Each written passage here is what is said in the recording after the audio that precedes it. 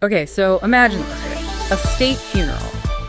But not just any state funeral. We're talking a funeral for a former U.S. president. Oh, wow. Yeah, specifically for former President Jimmy Carter. Okay. Held at the Washington National Cathedral on January 9th, 2025. Somber occasion, historical significance. You get the picture, right? Yeah, I can see it. So what made this particular funeral so fascinating, though? Well, it brought together all the living former U.S. presidents and their spouses. All of them? Yeah, all except one. Oh, really? Wow. So you're talking about Barack and Michelle Obama, Bill and Hillary Clinton. Exactly. George W. and Laura Bush. Even Donald and Melania Trump, all under one roof. All in one place. Huh. That's pretty rare, isn't it? To see all of them together like that? Very rare. Practically unheard of in recent history. So who was missing? The only missing face was Michelle Obama. Oh, Michelle Obama. Interesting. And why was she absent? Well, her spokesperson confirmed she had a scheduling conflict. A scheduling conflict. During a state funeral. Yeah, they mentioned an extended vacation in Hawaii. An extended vacation. Okay. But CNN actually reported something a little different. Oh, what did they say? They said she was already in Hawaii and then something came up. Interesting. Two slightly different stories there. Yeah, we're not here to speculate or anything. Right, of course. But those differing statements, they kind of add a layer of intrigue, don't they? They definitely do. So even without Michelle Obama, having nearly every living former president present, that's pretty remarkable. It really is. And it kind of speaks volumes about the respect that President Carter commanded, even across party lines. Yeah, you can definitely sense that gravity, that desire for unity at an event like this. It's palpable, right? Absolutely. It's like the weight of history is almost pressing down on everyone in that space. I can imagine. These state funerals, they're not just about mourning. They're moments where the past and present of American leadership collide. It's true. The way these figures interact, those subtle gestures, those off-the-cuff exchanges, they can be very revealing. Oh, incredibly revealing. For instance, did you see the interaction between Barack Obama and Donald Trump? Oh, you mean considering their history? Yeah. Yeah, I mean, seeing them speak cordially, even briefly, was quite a sight. It makes you wonder, right? Like, is this just a temporary truce for the cameras or is there a genuine desire to mend fences, especially after President Carter's passing? Yeah, it's impossible to say for sure. Hard to know. But it certainly adds to the intrigue of the whole event. Definitely. And then there's that handshake between Donald Trump and Mike Pence, his former vice president. Oh, don't even get me started on that handshake. Their relationship has been notoriously strained since the 2020 election. Oh, yeah. So even that brief moment of contact definitely raised some eyebrows. I mean, that handshake was practically a headline in itself. It was. It makes you think, are we witnessing an actual shift in the political landscape? Yeah. Or is this all just a carefully orchestrated performance for the cameras? Right. Like, what's really going on here? These are all questions we're going to be exploring further as we unpack the significance of this whole event. We're going to deep dive into all of it. But one thing is certain. The upcoming inauguration on January 20th. Oh, yeah, where all these figures will be reunited. Exactly. Well, that just became a whole lot more interesting. You can say that again. So about the inauguration, Michelle Obama's spokesperson, they haven't commented on whether she'll even attend. Oh, they haven't? Nope. Adds another layer to this whole thing, don't you think? All this silence. Yeah, for sure. But before we go too far down that road, speculating and all, right? Let's step back for a sec. Think about the bigger picture here. State funerals.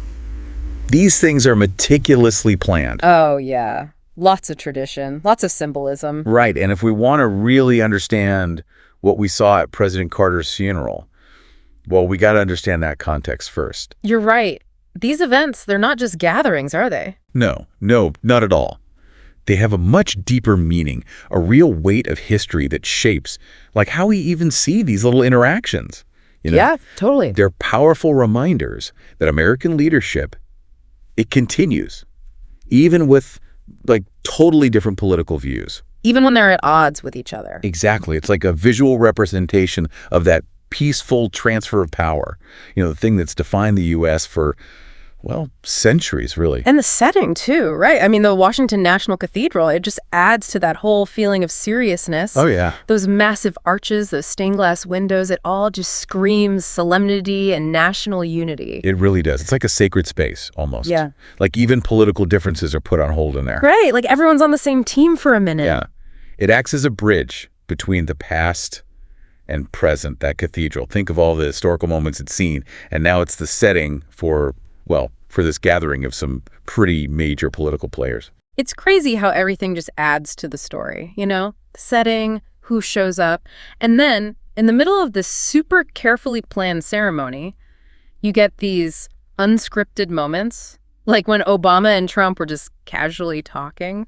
Yeah, or Clinton and Bush. Yeah. It's fascinating. It's those little moments that really get you thinking. Oh, they're the most interesting parts, I think. They give you a peek behind the curtain. You know what I mean?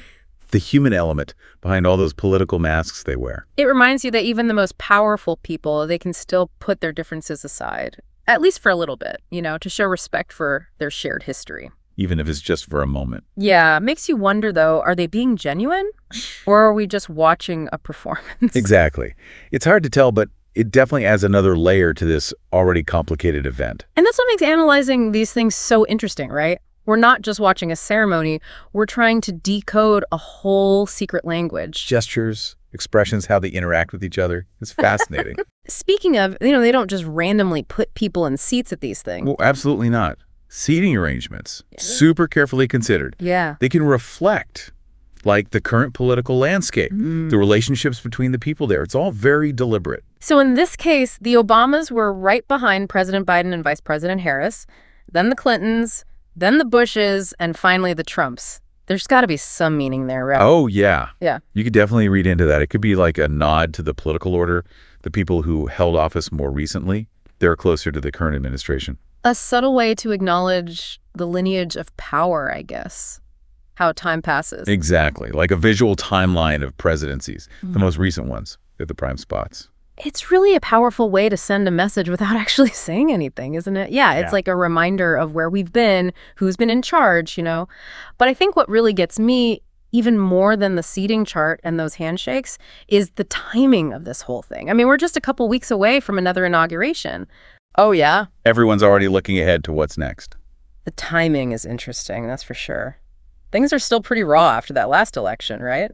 The country's about to start a whole new chapter. Yeah, and it's like President Carter passing away, this gathering of all these past presidents, it kind of creates a bridge between those two eras. It does, doesn't it? It's almost like the funeral becomes this, like, unexpected crossroads. Yeah. Where the past and the future of U.S. politics are suddenly bumping into each other. Yeah. Makes you wonder if those interactions, the little things we've been talking about, could actually give us a little preview of what's to come. It's possible. Yeah. And that's kind of what makes these events so interesting to dissect, you know? They give you this, like, unique look into how power works. All those unspoken tensions, the potential for, I don't know, maybe some reconciliation. And it's all happening during the serious national event. Right. It's like watching a political drama play out in real life. Yeah. Except the stakes are way higher than in any TV show. We're all trying to figure out what the symbols mean, what the body language is saying. Those unspoken messages. It's important to remember, though, that it's not just about the people themselves. Right. It's about the institutions they're part of, the ideas they represent, their legacy, the whole story of America, its triumphs and failures, and we're seeing it all through the lens of leadership. So what does all this mean for anyone listening to us right now? I think it means that even when the country's grieving, politics never really stops. It means that relationships between our leaders, well, they're messy, they're complicated, and they change all the time. They do. And it means we got to pay attention to those little details, the things that aren't being said out loud. It's all about reading between the lines. Exactly. I think this event shows us something else, too. The future of American politics. It's not set in stone. Oh, that's interesting. Yeah, it's shaped by the choices we make, the conversations we have, how we interact with our leaders. That's a powerful thought. And as you go about your day-to-day, I want you to think about this. If state funerals are like a snapshot of where things stand politically, what does Michelle Obama's absence tell us? What about those interactions we talked about? What do they say about where U.S. politics is headed? Until next time, keep digging deeper and keep those brains working.